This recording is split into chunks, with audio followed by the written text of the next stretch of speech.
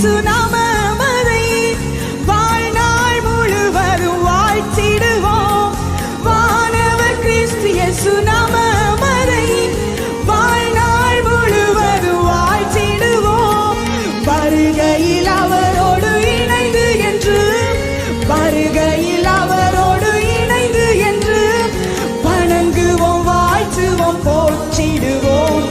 வணங்குவோம், வாழ்த்துவோம், போற்றிடுவோம். அவர் எங்கள் சங்கீதமானவர், பலமுள்ள கோட்டையுமா, ஜீவனின் அதிபதியான அவரை காலமெல்லாம் வாழ்த்துவோம்.